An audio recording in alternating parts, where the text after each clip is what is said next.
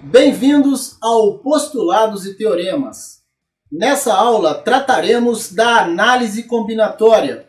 Aqui na descrição do vídeo há um índice que remete o aluno diretamente aos tópicos específicos de seu interesse, inclusive a parte que trata da resolução de exercícios.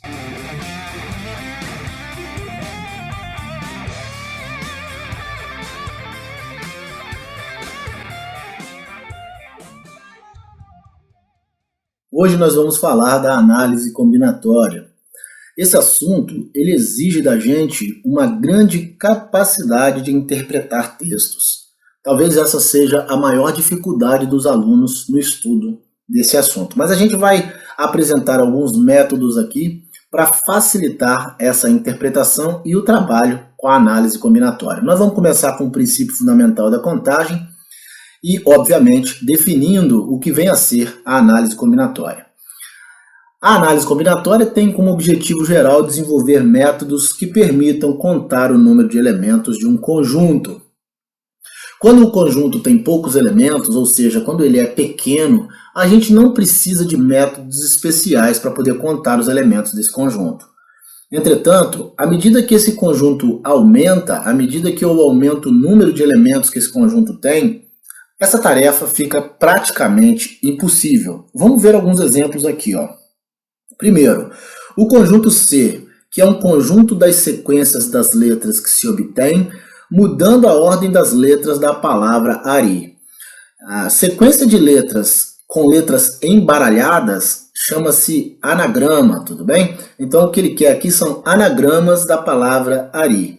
Bom, eu posso escrever a palavra Ari com as suas letras misturadas de 6 formas: ARI, AIR, RAI, RIA, IRA e IAR. Ou seja, o conjunto C terá então 6 elementos. 1, 2, 3, 4, 5, 6 elementos. Esse conjunto ele é relativamente pequeno e por isso eu consigo contar o número de elementos sem ter que usar métodos especiais. Já o conjunto D, que é o conjunto dos números de 3 algarismos todos distintos formados a partir dos dígitos 1, 2, 3, 4, 5, 6, 7 e 8, eu não consigo contar sem métodos especiais. Aqui eu terei 123, 124, 125 e assim por diante, 875, 876, enfim, nós teremos 336 elementos. Mais adiante a gente vai aprender como é que a gente faz para contar conjuntos extremamente extensos como esse. Fato é que se eu fosse contar os elementos desse conjunto tal qual fiz com o conjunto C, fatalmente ou eu esqueceria algum elemento ou contaria o mesmo elemento mais de uma vez. Como eu disse para vocês, no primeiro caso, no caso do conjunto C, é muito tranquilo a gente contar os elementos, à medida que eu tenho apenas 6 elementos a serem contados. Trata-se de um conjunto pequeno, com poucos elementos. Já no segundo caso, a gente verifica dificuldade em visualizar quantos elementos de 3 algarismos a gente pode formar no conjunto D. Por isso é que a gente vai aprender mais adiante a resolver problemas de contagem, que são desse tipo. Não tem como eu contar aqui os 336 elementos do conjunto D, anotando cada um dos elementos que esse conjunto tem. Porque, como eu disse, fatalmente ou eu esqueceria alguns deles ou eu contaria o mesmo elemento algumas vezes repetidamente. Bom, o princípio fundamental da contagem conta com 2 partes associadas aos teoremas a seguir. Vamos ver aqui os 2 teoremas. O primeiro deles. Sejam os conjuntos A e B, podemos formar MN pares ordenados AI, BJ, em que AI pertence ao conjunto A e BJ pertence ao conjunto B. Muito tranquilo isso aqui. Vamos ver, se eu tenho o conjunto A com 2 elementos, por exemplo, 1 e 2, e tenho o conjunto B também com 2 elementos, 3 e 4. Quantos pares ordenados A, B eu posso fazer a partir desses 2 conjuntos? Eu posso fazer 2 vezes 2 pares ordenados, porque eu tenho 2 elementos aqui e 2 elementos aqui. Logo, 4 pares ordenados poderão ser formados juntando os elementos de A com os elementos de B. Vamos ver quais são? Ó. Eu posso ter o 1, 3, eu posso ter o 1, 4. E eu posso ter o 2, 3 e posso ter o 2, 4. 4 possibilidades. Eu encontro o número de possibilidades fazendo 2 vezes 2. Esse é o primeiro teorema, é o que está escrito aqui. Vamos então para o teorema 2. O número de pares ordenados AI e AJ, tais que AI pertence a A e AJ também, e AI diferente de AJ, é N vezes N menos 1. Vamos entender o que está sendo dito aqui. Vamos considerar agora que eu tenho apenas o conjunto A e esse conjunto tenha 4 elementos. 1, 2, 3 e 4. Bom, aqui o par ordenado é formado a partir dos elementos do próprio conjunto A. Eu não tenho um segundo conjunto B como eu tinha no primeiro teorema. E aqui outra informação importante é que eu tenho que formar pares ordenados com elementos diferentes. Eu não posso fazer, por exemplo, 1 e 1, 2 e 2, 3 e 3. Está aqui me dizendo que os elementos são diferentes. Bom, então vamos lá. Ó. Qual é o número de elementos, números de pares ordenados que eu posso formar a partir dos elementos do conjunto A? Esse número é dado por 4 vezes 3. E por que, professor, 4 vezes 3? Porque N é o número de elementos que o conjunto tem. 4 elementos. E N menos 1 é 4 menos 1, 3. Então aqui eu posso formar 12 pares ordenados a partir desses 4 elementos. Vamos ver quais são? Ó. Vou escrever aqui em cima. Ó. Eu posso fazer 1 e 2. Eu posso fazer 1 e 3. Eu posso fazer 1 e 4. Eu posso fazer 2 e 1, eu posso fazer 2 e 3, eu posso fazer 2 e 4. Eu posso fazer 3 e 1, eu posso fazer o 3 e 2, e eu posso fazer o 3 e 4. E por fim, eu posso fazer o 4 e 1, eu posso fazer o 4 e 2, e eu posso fazer o 4 e 3. Vamos ver aqui, ó.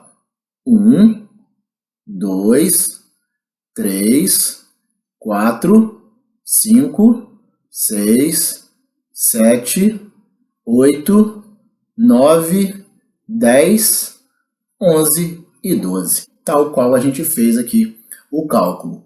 Professor, por que é que eu preciso saber como funcionam os dois teoremas? Pessoal, observe que aqui eu tenho 12 elementos e já não foi nada fácil contá-los. Imagina quando nós estivermos falando de muito mais elementos possíveis, muito mais elementos a serem contados. Vamos a 2 exemplos que ilustram os teoremas anteriores. Muito importante para a gente aprender a diferenciar quando usar um e quando usar o outro.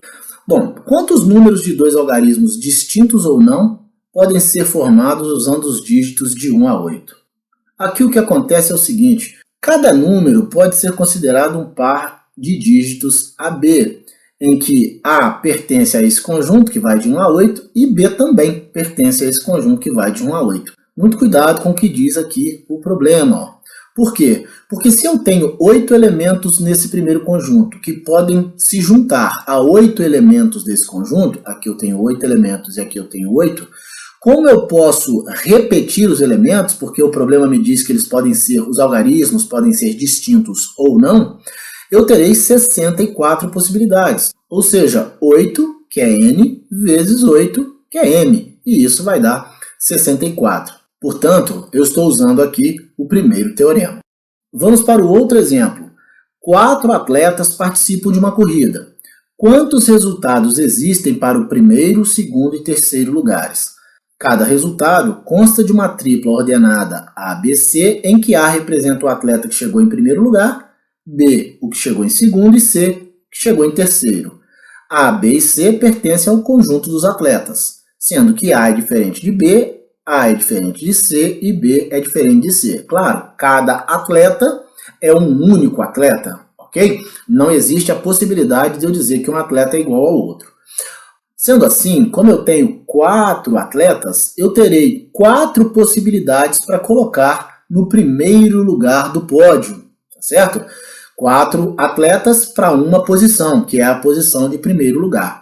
Pois bem, se eu usei um atleta na primeira posição do pódio, eu passo a ter 3 possibilidades para usar na segunda colocação do pódio, uma vez que eu já usei um atleta na primeira posição. Como eu já usei um atleta no primeiro lugar e outro no segundo, agora me restam 2 atletas para usar na posição de terceiro lugar.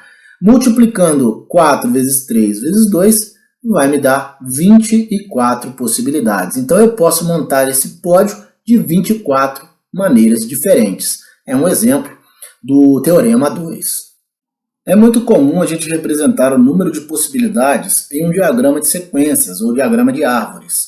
Mas esses diagramas eles possuem alguma limitação, porque quanto maior for o número de possibilidades, mais complexos eles ficam de serem montados. Mas vamos ver aqui alguns exemplos. Uma moeda é lançada 3 vezes. Qual o número de sequências possíveis de cara e coroa? Nós vamos aqui indicar pela letra K o resultado cara e pela letra C o resultado coroa, apenas para diferenciar um do outro.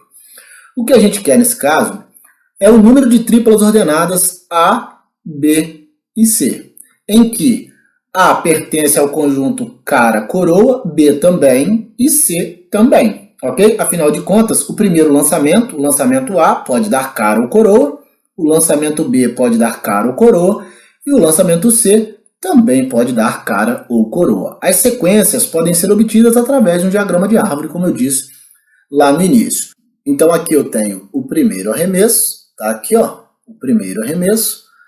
Aqui eu tenho o segundo arremesso, e aqui eu tenho o terceiro arremesso, tá certo? Terceiro arremesso. Então, se eu lanço uma moeda 3 vezes, eu posso ter no primeiro arremesso cara, no segundo arremesso cara, no terceiro arremesso cara de novo. É o que eu tenho aqui. Eu posso ter no primeiro arremesso cara, no segundo arremesso cara e no terceiro arremesso coroa. É o que está aqui. Eu posso ainda ter no primeiro arremesso cara, no segundo arremesso coroa, no terceiro arremesso cara. É o que está aqui. Ainda posso ter no primeiro arremesso cara, no segundo arremesso coroa e no terceiro arremesso coroa. É o que está aqui. Mas eu posso ter no primeiro arremesso coroa e no segundo cara e no terceiro cara de novo. Está aqui. Eu posso ter no primeiro arremesso coroa, no segundo cara e no terceiro coroa. Está aqui. Eu posso ter no primeiro arremesso coroa, no segundo coroa e no terceiro cara. É o que está aqui. E ainda posso ter no primeiro coroa, no segundo coroa e no terceiro coroa de novo. É o que está aqui. Logo, eu tenho 8 triplas ordenadas possíveis. Em outras palavras, 8 possibilidades. Um outro exemplo aqui, ó. De quantos modos 3 pessoas podem ficar em fila indiana? Bom, aqui é o seguinte. Cada modo corresponde a uma tripla ordenada. Se eu chamar a primeira pessoa de A, a segunda pessoa de B e a terceira pessoa de C, eu posso montar um diagrama de árvores. Bom, aqui ó, eu tenho o primeiro lugar da fila, tá certo? Primeiro lugar da fila. Aqui eu tenho o segundo lugar da fila. Segundo lugar da fila. E aqui eu tenho o terceiro lugar da fila. Então, vamos organizar as pessoas nessa fila indiana. Eu posso ter a primeira pessoa sendo a pessoa A segunda pessoa sendo a pessoa B e a terceira pessoa sendo a pessoa C. Tá aqui. Eu posso ainda ter a primeira pessoa sendo a pessoa a segunda sendo a pessoa C e a terceira sendo a pessoa B. Tá aqui. Eu posso começar com a pessoa B na primeira posição. Na segunda eu posso ter a A e na terceira eu posso ter a C. Tá aqui. Eu posso começar com a B e ter na segunda posição a pessoa C e na terceira posição a pessoa A. Tá aqui.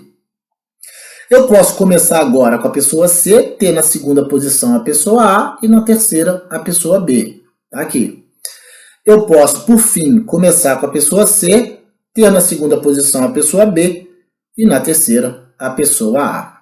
Observe que eu formei 6 triplas ordenadas. Ou seja, existem 6 possibilidades de se organizar 3 pessoas em fila indiana. Algumas vezes, o conjunto cujos elementos queremos contar consta de sequências de tamanhos diferentes, isso é, o número de elementos das sequências consideradas é diferente, o que impede o uso do princípio fundamental da contagem. Algumas situações impedem o uso do princípio fundamental da contagem e a gente resolve de outra maneira, nós vamos ver mais adiante. Também é importante entender as limitações do diagrama. Eu disse anteriormente que para um número muito elevado de resultados ou de possibilidades, esse método não é muito eficaz.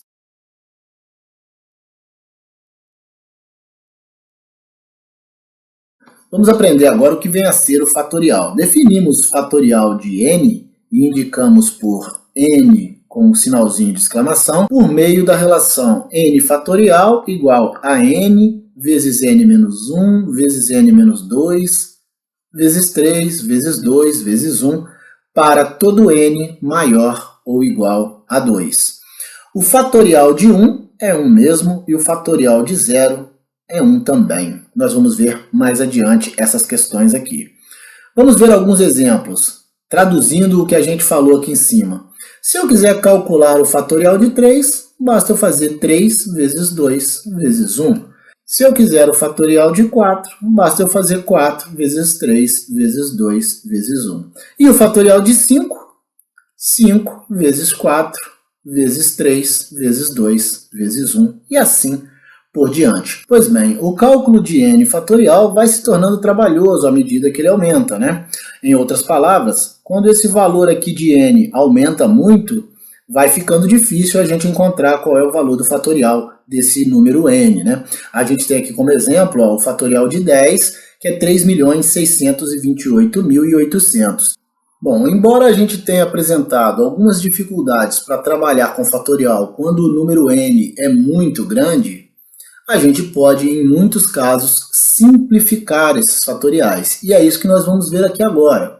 Como é possível fazer a simplificação de fatoriais. A gente tem aqui o fatorial de n mais 1 é n mais 1 vezes n menos 1 vezes 3 vezes 2 vezes 1. Em outras palavras, é n mais 1 vezes o fatorial de n. Tá aqui, se eu fizer n mais 1 vezes o fatorial de n, significa que eu terei depois do n vezes n menos 1, vezes n menos 2, vezes n menos 3, até chegar em vezes 3, vezes 2, vezes 1. Ainda está complexo? Vamos dar uma olhada nesses exemplos que vai ficar tudo muito mais claro. Vamos lá. Calcular 10 fatorial dividido por 9 fatorial. Vamos lá? Como é que eu acho 10 fatorial? 10 vezes 9, vezes 8, vezes 7, vezes 6, vezes 5, vezes 4, vezes 3, vezes 2, vezes 1, tá certo? E 9 fatorial, como é que eu faço? 9 vezes 8, vezes 7, vezes 6, vezes 5, vezes 4, vezes 3, vezes 2, vezes 1, ok? Observe que nessa divisão, como eu tenho no numerador apenas multiplicação e no denominador também, eu posso simplificar o 9 com 9, o 8 com 8, o 7 com 7 e assim por diante, tá certo? Me sobrando apenas o 10. Bom, é óbvio que eu não vou precisar ficar repetindo esses fatores até o fator 1. Por quê? Porque se eu fizer 10 vezes 9 fatorial, isso será igual a toda essa multiplicação do numerador, dividido por 9 fatorial, que é essa multiplicação toda do denominador. Logo, eu poderei simplificar o 9 fatorial com o 9 fatorial, me sobrando apenas 10. Olha como o cálculo é facilitado, tá certo? Outro exemplo, vamos calcular 12 fatorial dividido por 9 fatorial, 3 fatorial. Vamos lá? Já não vou fazer mais essa sequência de fatores aqui, Eu vou fazer 12 vezes 11 vezes 10 vezes 9 fatorial, dividido por 9 fatorial, 3 fatorial. 9 fatorial com 9 fatorial eu posso simplificar, vai sobrar 12 vezes 11 vezes 10, dividido por 3 fatorial, que é 3 vezes 2 vezes 1. Eu posso simplificar aqui por 3, aqui vai dar 4 e aqui 1, e eu posso simplificar aqui por 2, que vai dar 1 aqui e aqui 5. Logo eu terei 4 vezes 5, 20 vezes 11, 220. Dividido por 1, porque aqui embaixo vai sobrar só 1, 220 mesmo. Então, dessa forma, eu simplifico fatoriais, e isso é muito importante.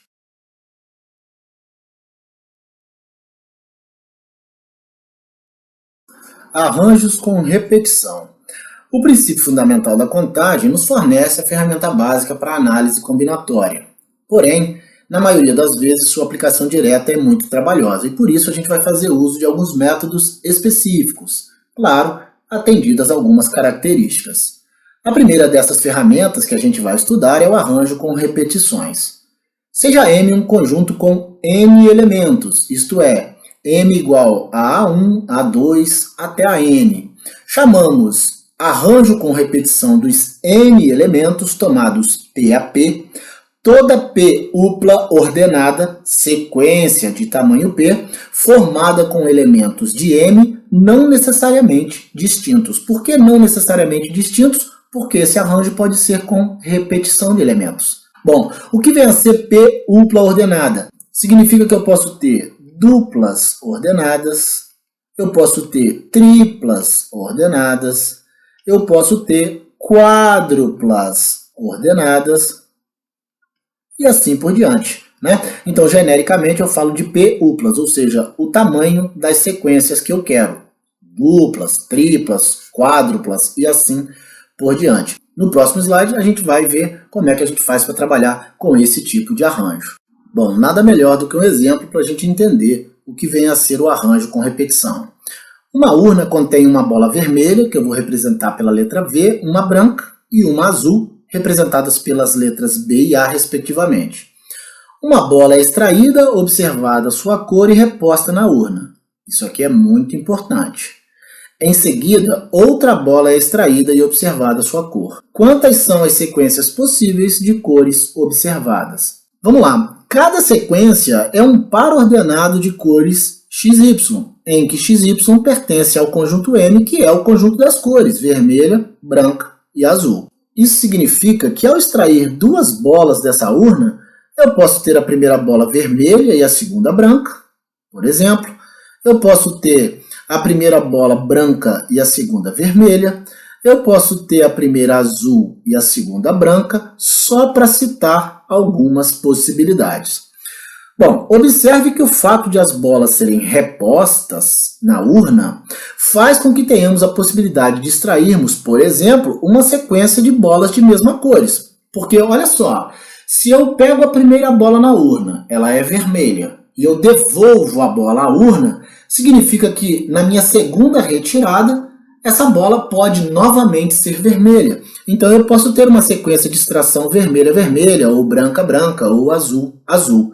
E é por isso que a gente chama esse arranjo de arranjo com repetições, porque a cor pode se repetir. Outra característica importantíssima dos arranjos é que ao mudarmos a ordem em que os elementos aparecem, estaremos diante de uma nova sequência. Dito de outra forma, a sequência de bolas vermelha-branca é diferente da sequência branca-vermelha. Isso significa que se eu for contar o número de possíveis sequências observadas, eu terei que contar essa como uma sequência observada e essa como outra sequência observada. Logo, aqui eu tenho duas possibilidades diferentes. E essa é a principal característica dos arranjos. Bom, então como encontrar o número de arranjos com repetição sem ter que escrever os pares de cores e depois contá-los? Bom, pelo princípio fundamental da contagem, o número de arranjos, que eu vou representar aqui pelas letras maiúsculas AR, N, P a P, será N elevado a P, onde N é o número de elementos que eu tenho no conjunto, aqui no caso vermelha, branca e azul, que são as cores das bolas, e P, a forma como essas cores serão organizadas. Aqui elas serão organizadas de duas em duas, vermelho-branco, branco-azul, só para citar alguns exemplos. Então aqui o valor de N é 3 e o valor de P é 2. Para eu encontrar o número de arranjo com repetição possível, basta fazer 3 elevado ao quadrado. Nós teremos 9 pares possíveis usando essas três cores, vermelha, branca e azul.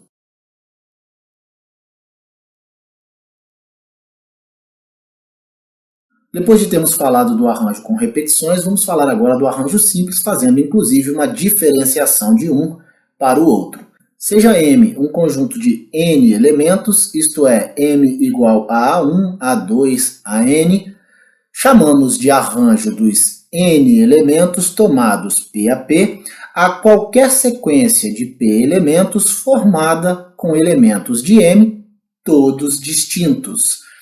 A gente viu que no arranjo com repetição a gente pode repetir elementos, por isso a gente poderia lá tirar a bola vermelha e depois tirar a bola vermelha mais uma vez. Aqui os elementos devem ser todos distintos, por isso a gente não tem aqui um arranjo com repetição, e sim um arranjo simples. Vejamos aqui um exemplo de arranjo. Seja M um conjunto com os elementos A, B, C e D. Quantos pares com elementos distintos podem ser formados a partir do conjunto dos elementos do conjunto M? A gente tem 4 elementos e quer formar pares com elementos distintos.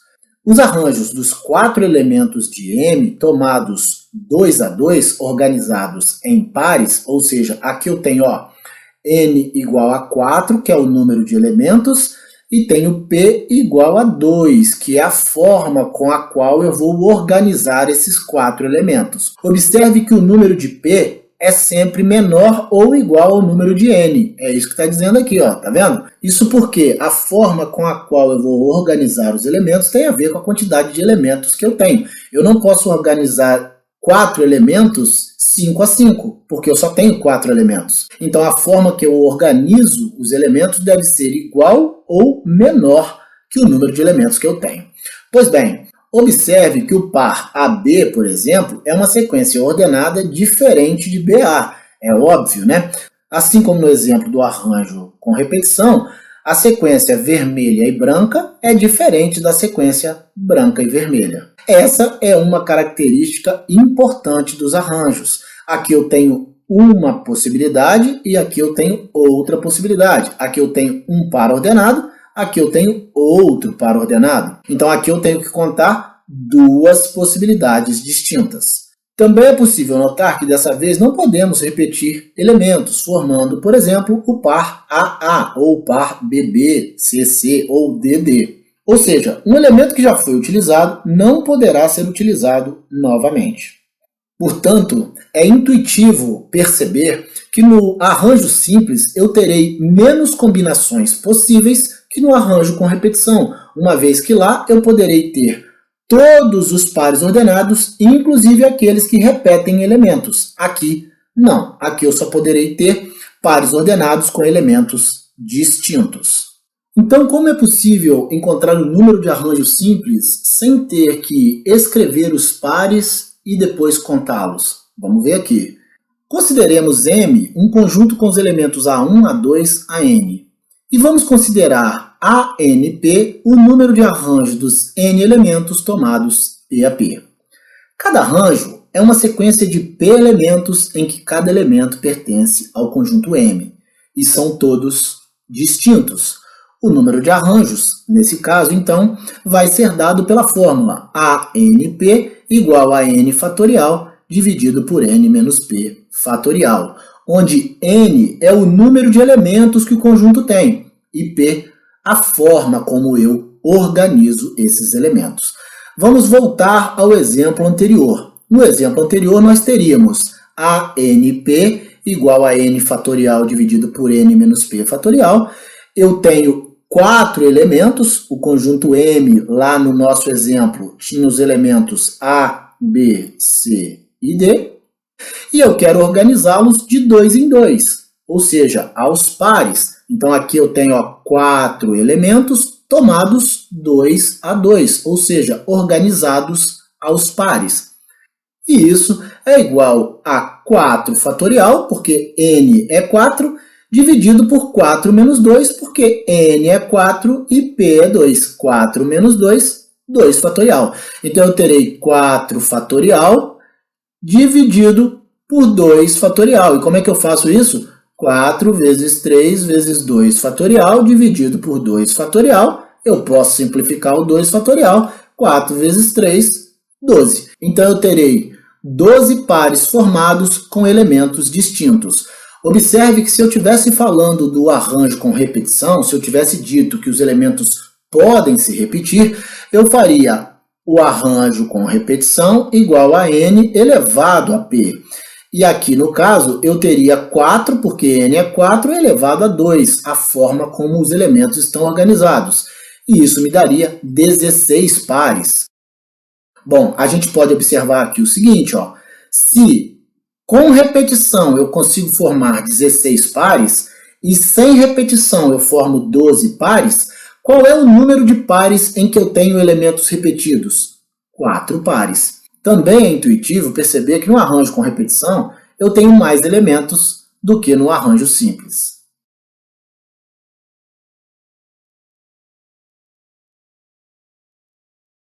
Permutação simples.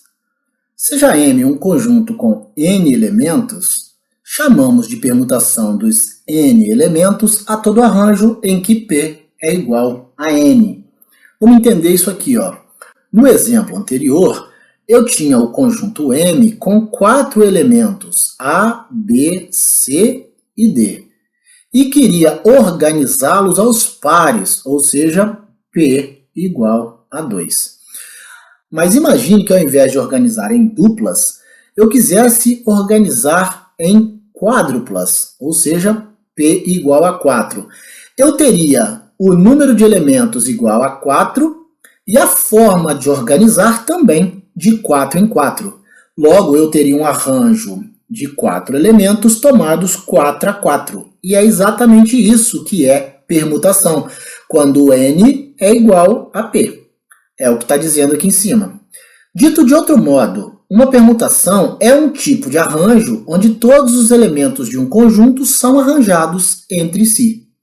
Poderíamos ainda dizer que uma permutação é um arranjo do tipo A de n elementos tomados n a n, exatamente como eu disse aqui. Vejamos um exemplo. Permutar os elementos do conjunto M, A, B e C. Nesse caso, eu teria um arranjo de 3 elementos tomados 3 a 3. Como n é igual a p, eu teria uma permutação. Como é que eu faço o arranjo mesmo? 3 fatorial, que é n fatorial, dividido por n menos p fatorial. Aqui eu ficaria com 3 fatorial dividido por 0 fatorial. 3 menos 3, 0. E nós vimos lá, quando estudamos fatorial, que 0 fatorial é igual a 1. Então, eu teria 3 vezes 2 vezes 1 igual a 6. Ou seja, eu posso formar, permutando esses 3 elementos, 6 triplas. Estão elas aqui, ó. Observe que os elementos mudam de posição e, com isso, eu tenho uma nova tripla, uma tripla diferente, mesmo com os mesmos elementos. Isso é uma característica do arranjo, aliás, uma das principais características do arranjo. Observe que os 3 elementos do conjunto M estão arranjados 3 a 3. Isto é, um arranjo de 3 elementos tomados 3 a 3. Bom, vamos ver mais um exemplo de permutação. De quantas formas podem 5 pessoas ficar em fila indiana? Bom, se eu tenho 5 pessoas na fila, eu preciso organizar 5 pessoas de 5 em 5. Trata-se de um arranjo de 5 elementos tomados 5 a 5. Logo, isso é uma permutação simples. Notemos que cada forma de ficar em fila indiana é uma permutação das 5 pessoas. Bom, observamos aqui, como foi dito anteriormente, que temos 5 elementos a serem arranjados 5 a 5, ou seja, um arranjo de 5 elementos tomados 5 a 5. Apenas a título de experimento, vamos usar a equação que já conhecemos para o arranjo simples. Foi o que eu fiz também no slide anterior. Aqui é n fatorial dividido por n menos p fatorial, tá certo? Nesse caso, eu ficarei com 5 fatorial, que é 5 vezes 4 vezes 3 vezes 2 vezes 1 vezes 0 fatorial, e embaixo 0 fatorial, que eu posso simplificar com 0 fatorial, que está lá em cima. Então, eu terei 5 vezes 4 vezes 3 vezes 2, porque multiplicar por 1 é a mesma coisa, 120 maneiras de organizar 5 pessoas nessa fila indiana. Vocês observam aqui que no exemplo que eu fiz anteriormente e também nesse, aqui no denominador, deu 0 fatorial em ambos os casos. Isso vai acontecer sempre quando estivermos falando de permutação. Então, a gente pode simplificar a fórmula da permutação para não ter que ficar usando a fórmula do arranjo, uma vez que aqui embaixo eu terei sempre 0 fatorial, e 0 fatorial, galera, é sempre 1. Como dividir por 1 não altera o resultado dessa multiplicação no numerador, nós de fato podemos escrever a fórmula da permutação de uma maneira mais simplificada, e é isso que nós veremos no próximo slide. Bom, como eu disse anteriormente, exatamente pelo fato de no denominador do arranjo, quando eu estou falando de uma permutação, o resultado ser sempre 0 fatorial, que é igual a 1, eu posso simplificar a fórmula para o cálculo do número de permutações possíveis. Então, para calcular o número de permutações possíveis, P de n, basta eu fazer n fatorial. Então, no exemplo anterior, onde eu tinha 5 pessoas para permutar, eu posso fazer P5, ok? Então, eu terei 5 fatorial, que é 5 vezes 4 vezes 3 vezes 2 vezes 1. Em outras palavras, 120 maneiras de organizar aquela fila indiana, seja pela fórmula do arranjo, seja pela fórmula simplificada da permutação.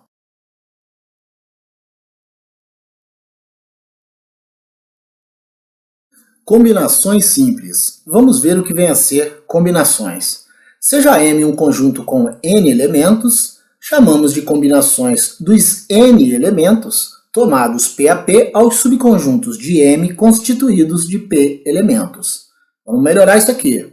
Como as combinações são subconjuntos de um conjunto, a ordem em que os elementos aparecem é irrelevante.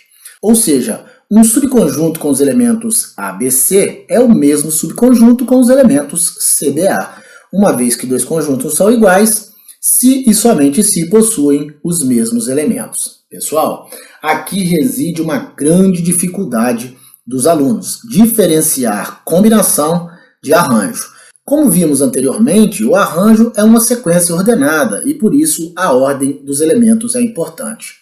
Pessoal, os professores costumam diferenciar arranjo de combinações para os alunos dizendo a eles o seguinte: quando a ordem dos elementos é importante, trata-se de arranjo. Quando a ordem dos elementos é irrelevante ou não importa, a gente está falando de combinações. É óbvio que não está errado dizer isso, mas eu não gosto dessa maneira de diferenciar uma coisa da outra. A gente vai ver em alguns problemas que essa maneira de diferenciar combinações de arranjos pode causar alguma confusão. Vamos ver um exemplo aqui para clarear a nossa cabeça, né?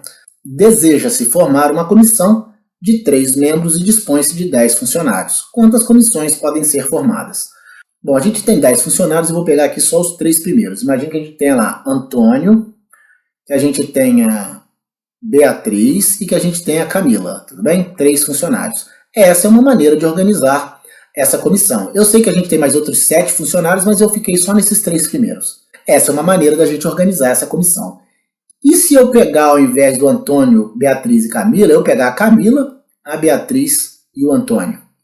Bom, observe que, apesar de ter mudado os elementos de posição, eu não criei uma nova possibilidade a ser contada.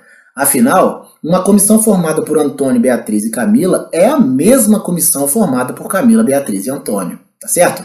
Então, quando eu for calcular o número de comissões possíveis de serem formadas, eu não posso contar esses 2 casos como sendo 2 casos diferentes.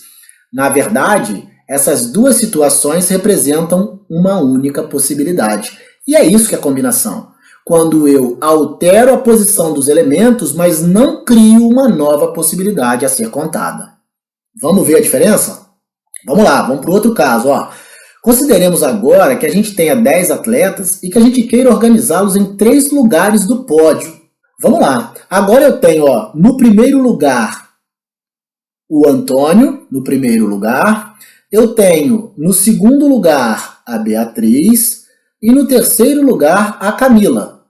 Bom, se eu trocar aqui e colocar a Camila no primeiro lugar, o Antônio no segundo e a Beatriz em terceiro, o que vai acontecer? Eu vou criar uma nova possibilidade a ser contada. Então, Organizados dessa forma os atletas no pódio, eu tenho uma possibilidade. Organizados dessa forma no pódio, eu tenho mais uma possibilidade. Observe que lá na combinação eu mudei os elementos de posição, mas eu não criei uma nova possibilidade a ser contada. Aqui, no arranjo, cada mudança que eu fizer nessa colocação do pódio será uma nova possibilidade a ser contada. Afinal, ter o Antônio em primeiro, a Beatriz em segundo e a Camila em terceiro não é a mesma coisa de ter a Camila em primeiro, o Antônio em segundo e a Beatriz em terceiro. Bom, então como é que a gente faz para calcular o número de combinações nos exemplos que a gente viu anteriormente aí? Bom, a equação que nos dá o número de combinações é essa daqui, ó. Certo? Vamos entendê-la. Aqui eu tenho a combinação de N elementos tomados P a P.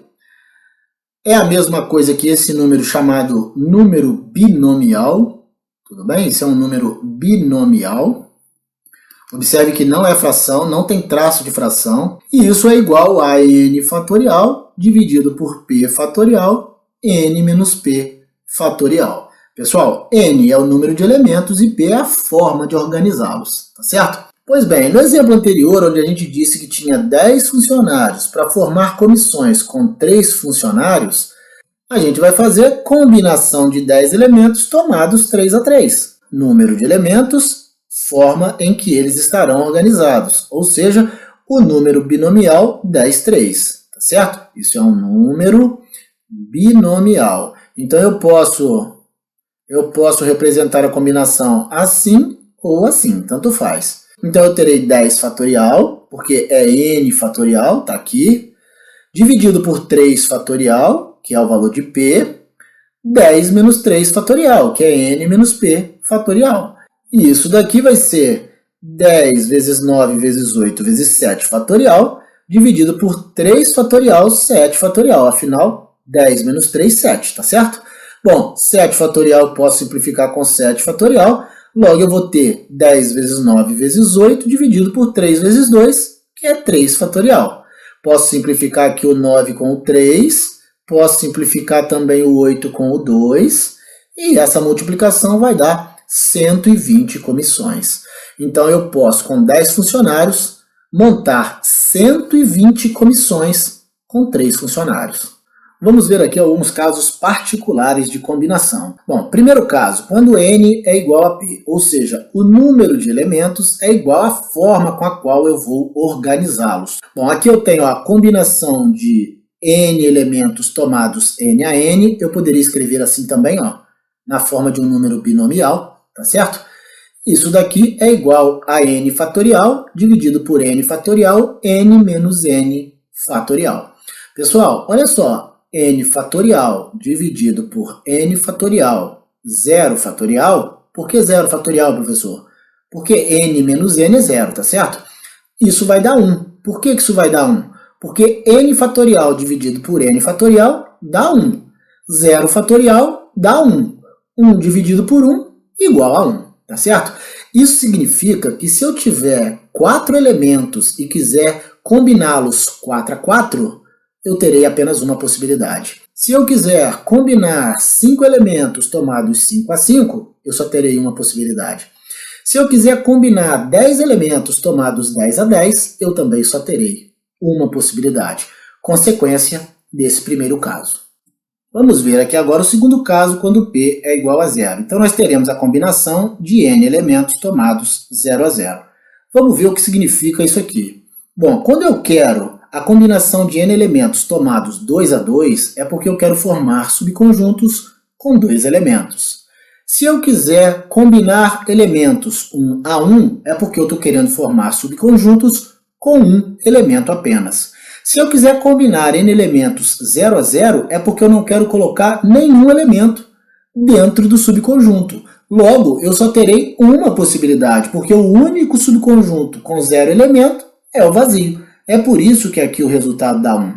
Vamos fazer esse cálculo aqui para ver algebricamente esse resultado dando 1.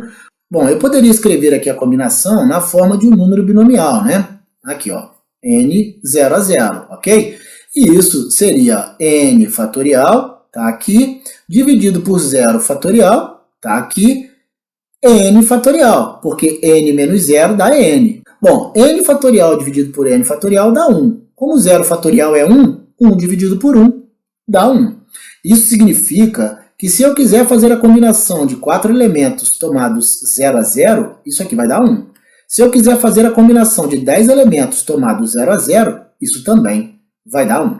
Vamos para o nosso terceiro caso. Bom, esse terceiro caso é quando n é igual a 0 e p também é igual a 0. Muito tranquilo da gente entender isso aqui, ó. Se o número de elementos de um conjunto é 0, eu não tenho como organizar esses elementos de 1 em 1, de 2 em 2, de 3 em 3, porque eu não tenho elementos. Trata-se de um conjunto vazio. E o único subconjunto do conjunto vazio é o próprio vazio. É por isso que eu só terei uma possibilidade, exatamente o conjunto vazio. Bom, eu posso escrever essa combinação na forma binomial, de um número binomial. Tá aqui, 0, 0. E isso será igual a 0 fatorial dividido por 0 fatorial, 0 fatorial. Por que mesmo? Porque 0 menos 0 dá 0. Bom, 0 fatorial eu posso simplificar com 0 fatorial, isso dá 1. Esse 0 fatorial também dá 1. 1 dividido por 1 é igual a 1. Então, sempre que eu tiver n igual a 0 e p igual a 0, o resultado dessa combinação é apenas o conjunto vazio, ou seja, uma única possibilidade.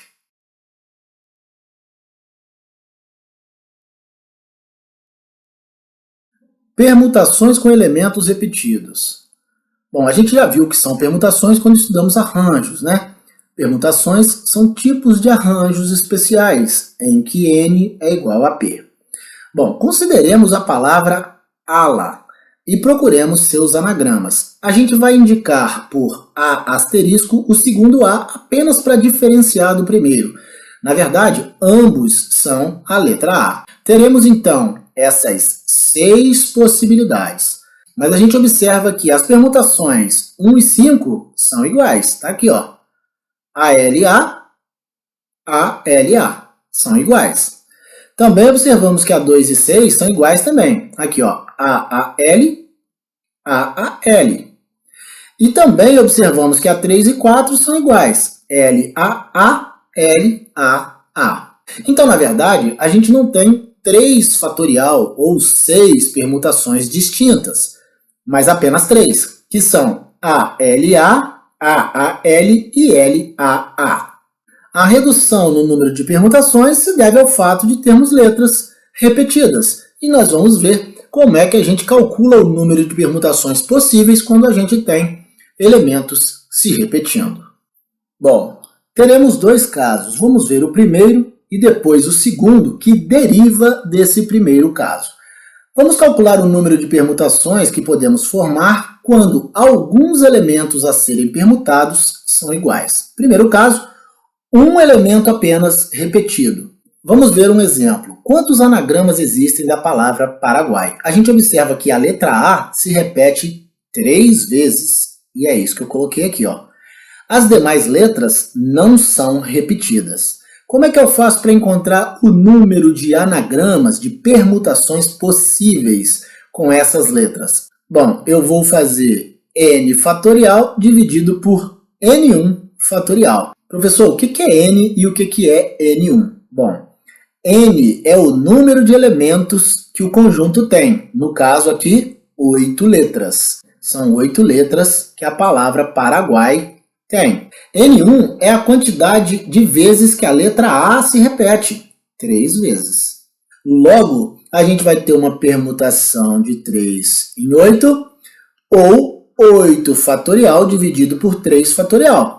É isso que está escrito aqui. E como é que eu resolvo isso? Bom, 8 fatorial é 8 vezes 7 vezes 6 vezes 5 vezes 4 vezes 3 fatorial.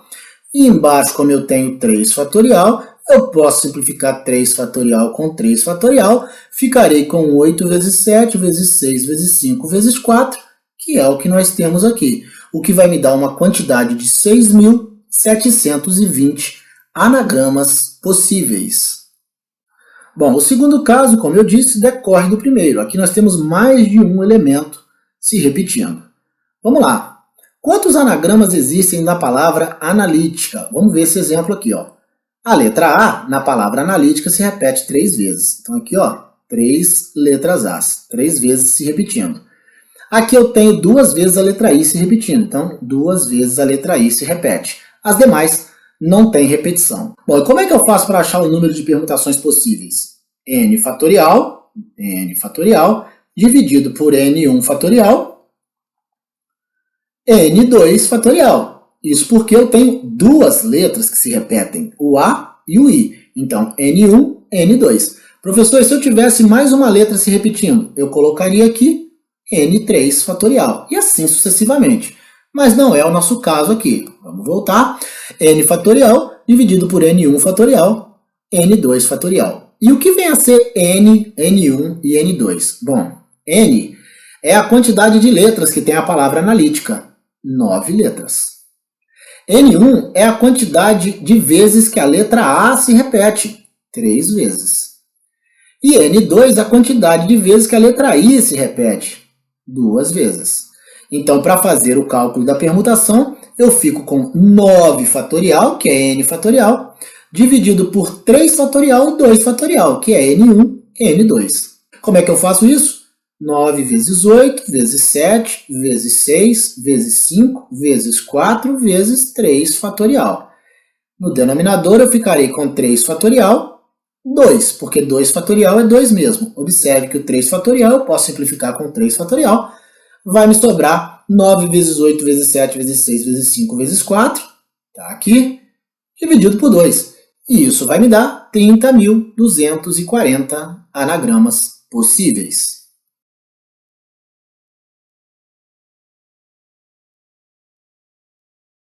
Bom, diferença entre arranjo e combinação. Pessoal, nós já falamos muito disso, mas eu faço questão de retomar porque, como eu disse lá atrás, essa é uma das maiores dificuldades dos alunos, identificar quando se trata de arranjo e quando se trata de combinação. Considere um conjunto A com os elementos 1, 2, 3 e 4. A partir disso, analisemos duas situações. Primeira, formemos alguns números com dois algarismos a partir dos elementos do conjunto A. Então aqui eu peguei o 12, o 21, 31, 13, 24, 42. Observe que no caso do número 12, eu usei os algarismos 1 e 2, e no caso do 21, também. Só que o número 12 é diferente do número 21. Então, quando eu for contar a quantidade de números possíveis de serem formados com dois algarismos, eu terei que contar para o 12 uma possibilidade e para o 21 também uma possibilidade, formando duas possibilidades. Então, eu digo que, nesse caso, ao mudar a ordem dos elementos, eu criei uma nova possibilidade a ser contada. Vamos analisar a segunda situação. Formemos subconjuntos de A com dois elementos. Bom, aqui eu formei o subconjunto 1, 2, 3, 1 e 2, 4. Observamos agora que não podemos contar o subconjunto 2, 1, uma vez que o conjunto 1, 2 é igual a ele. Afinal, conjuntos que possuem os mesmos elementos são iguais. Galera, aqui, ó, como eu tenho os mesmos elementos, trata-se do mesmo conjunto, tá certo? Então, quando eu altero a ordem dos elementos, eu não crio uma nova possibilidade a ser contada, de modo que isso aqui, ó, é igual a isso. Então, quando eu for contar quantos subconjuntos eu consigo montar a partir de dois elementos desse conjunto, eu terei que contar apenas uma possibilidade para esses dois casos. Na primeira situação, a gente tem um caso de arranjo. Na segunda, de combinação. Tá certo? Eu disse também lá atrás que alguns professores costumam dizer assim: no arranjo, a ordem é importante. Na combinação, a ordem é irrelevante, ou seja, não importa. Eu não gosto de fazer a diferenciação assim. Não está errado, mas pode causar confusão ao aluno. Eu prefiro dizer o seguinte: quando eu troco a posição dos elementos e crio uma situação nova a ser contada, é arranjo. Quando eu mudo a posição dos elementos e eu não crio uma nova possibilidade a ser contada, eu estou falando de combinação.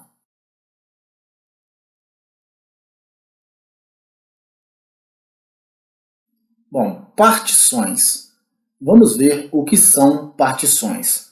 Consideremos o conjunto A e K subconjuntos de A não vazios, A1, A2, AK, tais que AI interseção com AJ tem que ser vazio, para I diferente de J, e A1 união com A2 união com AK tem que ser igual a A. Chamemos de partição do conjunto A a sequência de conjuntos A1, A2, AK. Bom, olhando assim, pode ser complicado de entender o que são partições, mas no próximo slide isso vai ficar bem claro. Vamos lá. Vamos entender aqui o que está dizendo o slide anterior, a definição de partições. Seja A o conjunto dos elementos 1, 2, 3, 4, 5 e 6 e consideremos as sequências de conjuntos. Bom, observe aqui no primeiro item. Eu tenho um subconjunto com os elementos 1 e 2, outro com os elementos 3 e 4 e outro com os elementos 5 e 6. Vou fazer a seguinte pergunta. Existe algum elemento aqui que se repete? A resposta é não. Ou seja, fazendo a interseção desses conjuntos, o resultado é vazio. É exatamente o que está dizendo lá no outro slide. É uma condição para que essa sequência seja uma partição. Qual é a outra condição? Vou fazer a seguinte pergunta agora. Juntando os subconjuntos, ou seja, a união desses três subconjuntos, vai ser igual ao conjunto A? A resposta é sim. Então essa é a segunda condição para que isso seja uma partição. Logo, eu tenho aqui nesse primeiro caso, o caso de uma partição. Vamos analisar o item 2. Eu tenho aqui um subconjunto com os elementos 1, 2, 3 e 4, um outro com o elemento 5 e um outro com o elemento 6. Existe algum elemento que se repete? Não. Se eu juntar os elementos, eu terei o conjunto A? Sim. Então, isso daqui também é uma partição. Bom, no item 3, eu tenho vazio e tenho os subconjuntos 1, 2, 3 e 4, 5 e 6. Pergunto, algum elemento aqui se repete? A resposta é não. Primeira condição atendida. Se eu juntar os elementos do item 3, eu vou ter o conjunto A? Não, porque eu tenho vazio. E no conjunto A não tenho conjunto vazio. Logo, isso daqui não é uma partição. Vamos para o próximo. 1, 2, 3, um subconjunto, 3, 4, 5, o outro, e 6, o outro subconjunto. Bom, eu tenho elementos repetidos? Opa, eu tenho 3 se repetindo. Logo, isso não é uma partição. O último item, no item 5, eu tenho 1 e 2, 3, 4 e 5. Eu tenho elementos que se repetem? Não tenho. Mas se eu juntar os elementos que estão aqui no item 5, eu tenho todos os elementos de A?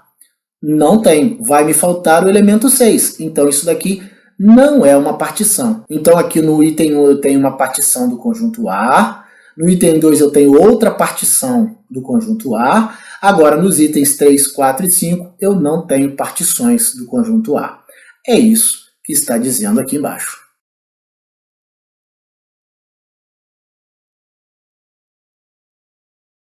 Partições ordenadas. Existem dois tipos de partições que veremos a seguir: as ordenadas e as não ordenadas. Começaremos com as ordenadas. Podemos resolver alguns problemas de combinatória com o auxílio do conceito de partição. Vejamos. De quantas maneiras podemos alocar 10 pessoas em 3 salas, A, B e C, de modo que em A fiquem 4 pessoas, em B fiquem 3 pessoas e em C também 3 pessoas. Para calcularmos o número de partições ordenadas, façamos o seguinte raciocínio. Escolhemos 4 entre 10 pessoas para ficarem na sala A. Afinal de contas, o problema pede para que 4 pessoas fiquem em A. Notemos que, apesar da partição ser ordenada, por conta da necessidade de mantermos a ordem das salas, dentro das salas, a ordem de alocação das pessoas não importa. E por isso, teremos na sala A uma combinação de 10 pessoas tomadas 4 a 4. Bom, vamos entender tudo isso que foi dito aqui. Primeiro, eu não posso trocar a ordem das salas. Eu não posso alocar 3 pessoas na sala A e 4 pessoas na sala B, porque o problema me pede para alocar 4 na sala A e não 3. Por que eu tenho que manter exatamente essa ordem de 4 pessoas na sala A, 3 pessoas na sala B e 3 pessoas na sala C? Eu tenho uma partição ordenada. Mas observe que dentro das salas não há necessidade de se manter essa ordem. Vou dar um exemplo aqui para ficar claro. Imagine que na sala A eu tenha a pessoa 1, a pessoa 2, a pessoa 3 e a pessoa 4. Observe que se eu trocar as pessoas de posição e colocar lá na sala A pessoa 4 e depois a pessoa 2, depois a pessoa 1 e depois a pessoa 3, eu continuarei tendo as mesmas pessoas dentro da sala. Ou seja, trocando a ordem dos elementos, eu não crio uma nova possibilidade a ser contada.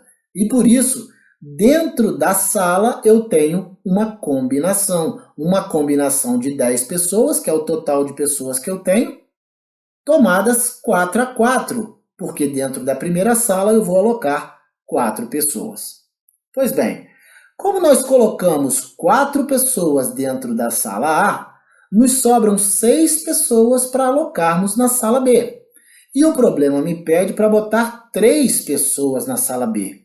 Como dentro da sala B eu poderei mudar a ordem das pessoas, que ainda assim eu continuarei com as mesmas pessoas dentro da sala B, também se trata de uma combinação, só que agora uma combinação de 6 pessoas tomadas 3 a 3.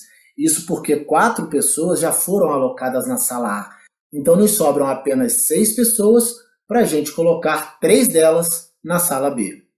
Depois de alocarmos as 3 pessoas na sala B, sobrarão para a sala C 3 pessoas, uma vez que 4 já foram para A, 3 já foram para B, faltam alocar 3 pessoas. Como o problema me pede para colocar 3 pessoas na sala C, as pessoas da sala C ficam determinadas. Em outras palavras, eu terei uma combinação de 3 pessoas tomadas 3 a 3. Bom, para calcularmos o número de partições ordenadas, com base na ideia anterior, eu faço a combinação de 10 pessoas tomadas 4 a 4, isso aqui para a sala A, vezes a combinação de 6 pessoas tomadas 3 a 3, isso na sala B, vezes a combinação de 3 pessoas tomadas 3 a 3, isso na sala C. Eu posso escrever essas combinações na forma de números binomiais, 10, 4, 6, 3, 3, 3, aqui é vezes, né? Lembrar que isso aqui não é uma fração. Daqui decorre 10 fatorial dividido por 4 fatorial, 6 fatorial, vezes 6 fatorial dividido por 3 fatorial, 3 fatorial, vezes 3 fatorial dividido por 3 fatorial, 0 fatorial. Porque a combinação, a gente não pode esquecer que é n fatorial dividido por p fatorial, n menos p fatorial.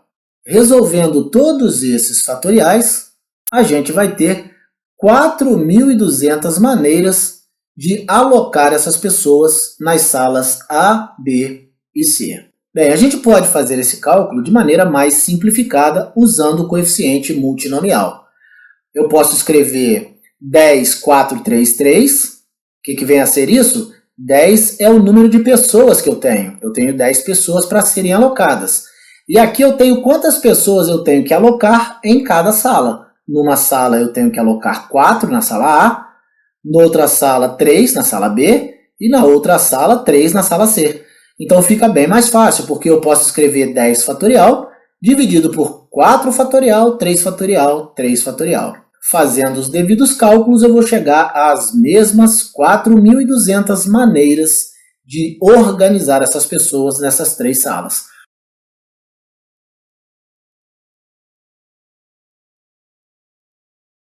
Vamos ver agora as partições não ordenadas. De quantos modos 12 pessoas podem ser distribuídas em 3 grupos, tendo cada grupo 4 pessoas? Observe que agora ele não impôs que a gente colocasse 4 pessoas no grupo A, 4 no B e 4 no C. Ele quer 3 grupos independente de quais sejam.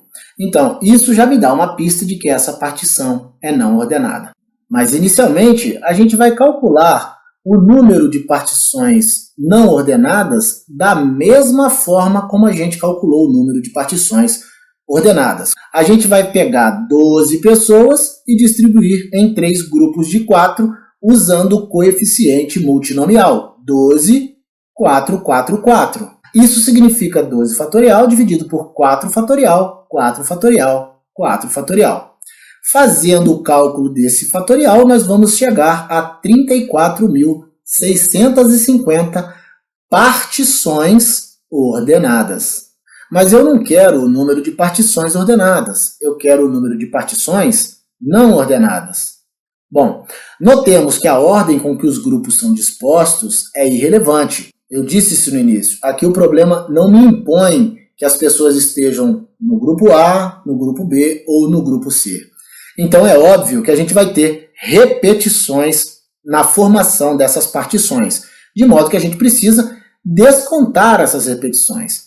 Como podemos organizar os 3 grupos de 6 maneiras, ou seja, 3 fatorial? 3 fatorial é igual a 6. A gente vai ter 34.650 dividido por 6, ou seja, o número de partições ordenadas, que é esse valor que eu encontrei aqui, dividido por 6, porque eu tenho 3 grupos e isso é 3 fatorial, que é igual a 6. Então, fazendo essa divisão, eu encontro 5.775 maneiras de dispor 12 pessoas em 3 grupos de 4. Bom, para simplificar a ideia, eu vou chamar de M o número de grupos. No exemplo anterior, a gente disse que tinha 12 pessoas para serem distribuídas em 3 grupos de 4, tá certo? Então, qual é o número de grupos que eu tenho? 3. Então, M será igual a 3. Bom, então como é que eu faço para encontrar o número de partições não ordenadas? Basta eu calcular o número de partições ordenadas e dividir por M, que é o número de grupos que eu tenho, fatorial. Tá certo?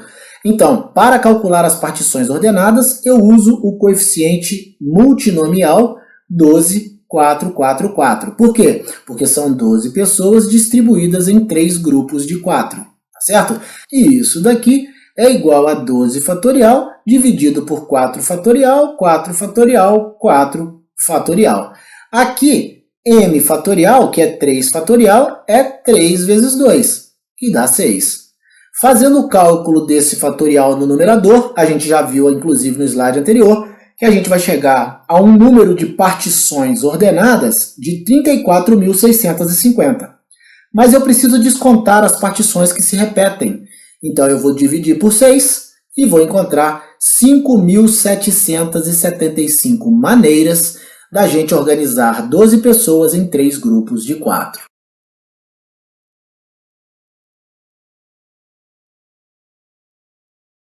Bom, os alunos sempre têm muita dúvida na compreensão, na diferenciação entre partições ordenadas e não ordenadas. Então, o nosso trabalho aqui é fazer com que fique mais claro. Então, vamos tirar algumas dúvidas que porventura tenham ficado do slide anterior. Bom, vamos considerar uma situação hipotética, tal que tenhamos 4 torcedores, Antônio, João, Maria e Pedro. E eu vou representá-los pelas iniciais A, J, M e P. Pensemos agora em 2 situações. A primeira, de quantos modos esses torcedores podem ir a 2 partidas de futebol, uma no Rio e outra em São Paulo, divididos em 2 grupos de 2 torcedores? Bom, aqui eu tenho os pares que estão indo ao jogo no Rio de Janeiro. E do lado de cá eu tenho os pares que vão ao jogo em São Paulo. Vamos fazer uma análise desses pares. Aqui eu tenho Antônio e João indo a um jogo no Rio e ao mesmo tempo Maria e Pedro indo ao de São Paulo. Aqui eu tenho Maria e Pedro indo ao Rio e ao mesmo tempo Antônio e João indo ao jogo de São Paulo. Aqui eu tenho Antônio e Pedro indo ao jogo do Rio e aqui Maria e João indo ao jogo de São Paulo. Aqui Maria e João indo ao Rio, Antônio e Pedro a São Paulo. Aqui Antônio e Maria indo ao jogo do Rio. Aqui Pedro e João indo ao jogo de São Paulo. Aqui Pedro e João indo ao jogo do Rio. E aqui Antônio e Maria indo ao jogo de São Paulo. Eu tenho 1, 2, 3, 4, 5, 6 possibilidades diferentes. Professor, mas eu estou vendo que no primeiro agrupamento eu tenho Antônio e João e Antônio e João, Maria e Pedro, Maria e Pedro. Isso não é a mesma coisa? Não é a mesma coisa. Antônio e João irem a um jogo no Rio não é a mesma coisa que Antônio e João ir a um jogo em São Paulo. Maria e Pedro ir a um jogo no Rio não é a mesma coisa que Maria e Pedro ir a um jogo em São Paulo. Ou seja, quando eu mudei os subconjuntos de posição, eu criei uma nova possibilidade a ser contada. Em outras palavras, esses agrupamentos são diferentes. Então eu tenho que contar uma possibilidade, 2, 3, 4, 5, 6 possibilidades. Observe ainda o seguinte, se eu mudar apenas os elementos dentro do grupo, aí eu não crio uma nova possibilidade. Em outras palavras, ir a um jogo no Rio, Antônio e João, é a mesma coisa que ir a um jogo no Rio, João e Antônio.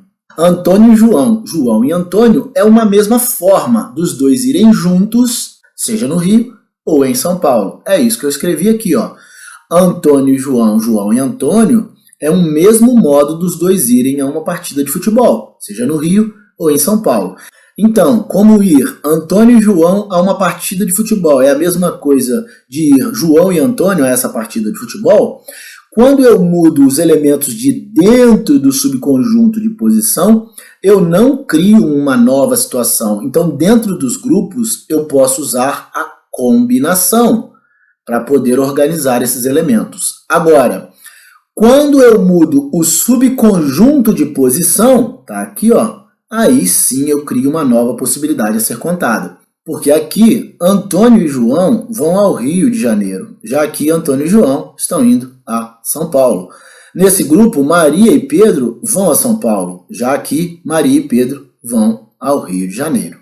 Antônio e João irem à partida do Rio e Maria e Pedro irem à partida de São Paulo é diferente de Antônio e João irem à partida de São Paulo e Maria e Pedro irem à partida do Rio.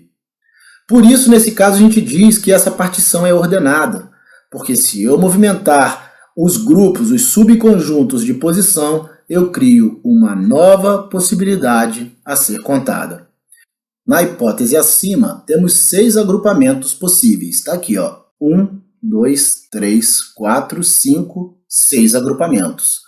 E como é que a gente encontra esse número de agrupamentos possíveis? Bom, aqui em cima eu disse que Antônio e João é igual a João e Antônio, ou seja, trocar os elementos de posição dentro dos subconjuntos não me cria uma nova possibilidade a ser contada. Em outras palavras, eu estou falando de combinações. Essa é a característica das combinações. É por isso que aqui eu vou ter a combinação de 4 pessoas tomadas 2 a 2 vezes a combinação de 2 pessoas tomadas 2 a 2. Vamos entender isso aqui, ó. Por que eu tenho no primeiro caso uma combinação de 4 pessoas tomadas 2 a 2? Porque eu tenho 4 torcedores para alocar nas 2 primeiras posições, ou seja, no primeiro subconjunto. Depois de alocar as 2 primeiras pessoas, me sobram 2 pessoas para serem alocadas nas 2 últimas posições, nessas posições dentro do segundo subconjunto. Então eu terei a combinação de 4 pessoas tomadas 2 a 2 vezes a combinação de 2 pessoas tomadas 2 a 2. Eu posso escrever esse produto de combinações na forma de um coeficiente multinomial. 4 pessoas divididas em 2 grupos de 2 pessoas. E isso daqui é a mesma coisa que 4 fatorial dividido por 2 fatorial, 2 fatorial. Fazendo o cálculo desses fatoriais, eu vou chegar a 6 agrupamentos. No próximo slide, a gente vai estudar com mais profundidade as características das partições não ordenadas. Vamos agora para a segunda situação hipotética.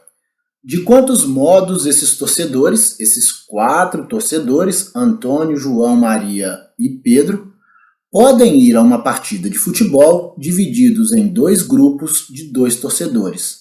Professor, mas a situação é igual ao do problema anterior. Não é, e nós vamos ver aqui.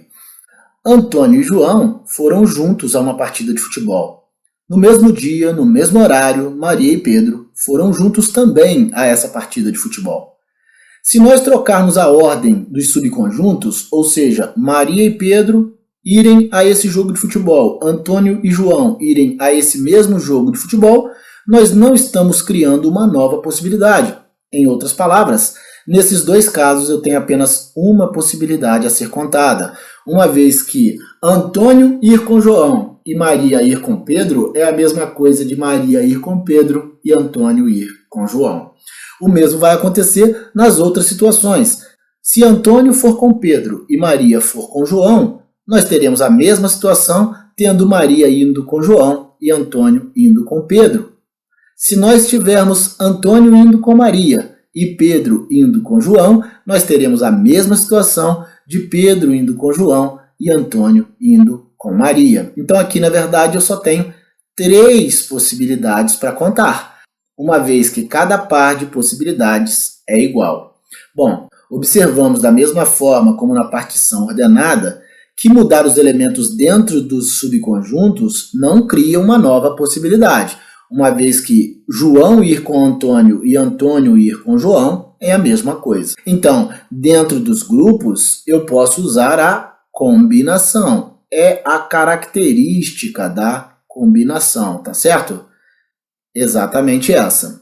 Antônio e João irem a uma partida de futebol é a mesma coisa que João e Antônio irem à mesma partida de futebol. Portanto, dentro dos grupos, a gente vai usar a combinação. Antônio e João irem a uma partida de futebol e Maria e Pedro irem à mesma partida de futebol é a mesma coisa que Maria e Pedro irem a essa partida de futebol e Antônio ir com João a essa partida de futebol, tá certo?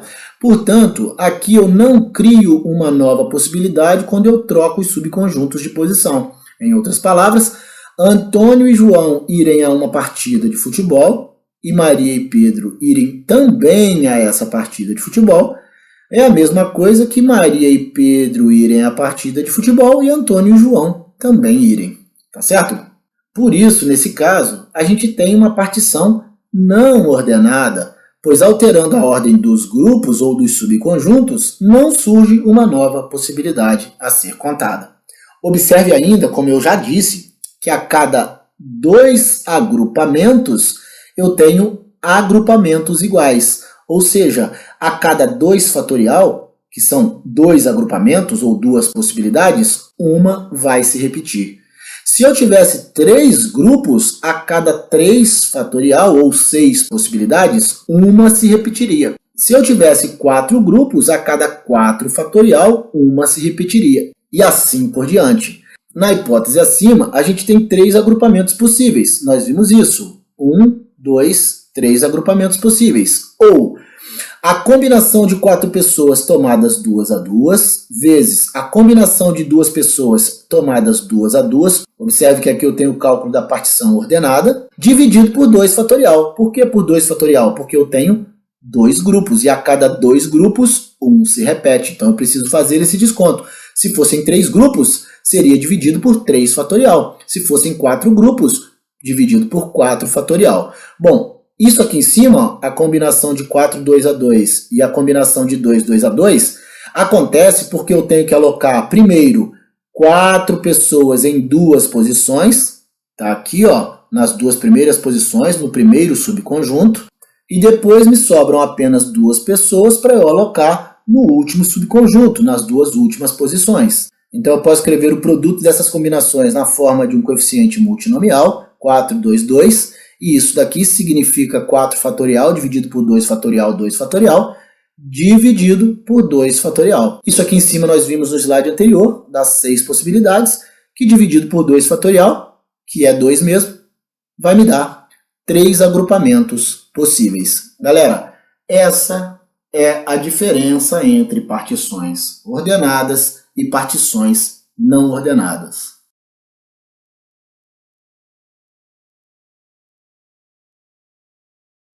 Solução inteira não negativa de uma equação linear. A gente já viu o que é uma equação linear quando estudamos sistemas lineares. Aqui nós vamos ver como descobrir o número de soluções inteiras não negativas que uma equação linear tem. Vamos ver esse teorema aqui, ó. O número de soluções inteiras não negativas da equação x1 mais x2 mais x3 mais xn igual a b é n mais b menos 1 fatorial dividido por b fatorial n menos 1 fatorial. Então, eu uso esse teorema para encontrar o número de soluções inteiras não negativas que uma equação linear tem. Bom, o que vem a ser n? N é o número de incógnitas que eu tenho nessa equação linear. E b? B é o termo independente. Então, por exemplo, eu posso escrever uma equação linear assim, ó, x1 mais x2 mais x3 igual a 5, por exemplo. Mas eu também posso escrever uma equação linear assim, ó, x mais y mais z igual a 5. É a mesma equação linear, escrita apenas de outra forma. Quantas incógnitas eu tenho nesses dois exemplos que eu dei aqui? Que na verdade é o mesmo, né? Eu tenho 3 incógnitas, então n será 3. E qual é o termo independente? 5, então b será 5. Substituindo esses valores nesse teorema, eu encontro o número de soluções inteiras não negativas que essa equação linear tem. Nós vamos ver um exemplo no próximo slide para ficar mais claro e vamos ver a utilidade disso na análise combinatória. Bom, como eu disse no outro slide, a gente pode usar o conceito de solução inteira não negativa de uma equação linear para resolvermos alguns problemas de combinatória. Vamos ver um exemplo. Um bar vende 3 tipos de refrigerantes: guaraná, soda e tônica. De quantas formas uma pessoa pode comprar 5 garrafas de refrigerante? Bom, a gente vai chamar o número de garrafas de guaraná de x e vamos chamar o número de garrafas de soda de y. Também chamaremos de z o número de garrafas de tônica. Então, x mais y mais z tem que ser igual a 5. Bom, usando o teorema, a gente pode resolver essa situação. É claro que o número de refrigerantes deve ser um número inteiro não negativo. Óbvio, né, gente? Ninguém pode comprar menos uma garrafa de refrigerante. Então, se eu tenho uma quantidade de garrafas de refrigerante, é claro que essa quantidade não pode ser negativa. Ela até pode ser 0, mas não pode ser negativa, né? Eu posso ter nenhuma garrafa de refrigerante, agora eu não posso ter menos uma garrafa de refrigerante. Portanto, para resolvermos o problema, basta encontrarmos o número de soluções inteiras não negativas dessa equação aqui, conforme eu disse aqui em cima. E como é que eu faço isso? Usando o teorema, né? Eu sei aqui, ó, que n é igual a 3 e que b é igual a 5, tá certo? Então, fazendo n mais b menos 1 fatorial, n mais b menos 1 fatorial, dividido por b fatorial n menos 1 fatorial, vai me dar a quantidade de maneiras que uma pessoa pode comprar essas 3 garrafas de refrigerante. Bom, aqui em cima eu tenho 3 mais 5, 8, menos 1, 7 fatorial. E aqui embaixo 5 fatorial, 2 fatorial, porque 3 menos 1, 2. Resolvendo esses fatoriais, eu terei 7 vezes 6 dividido por 2, que vai dar 21 maneiras de uma pessoa comprar 5 garrafas desses 3 refrigerantes. No nosso próximo encontro, introduzindo o conceito de séries, falaremos do binômio de Newton. Um grande abraço a todos e até a nossa próxima aula.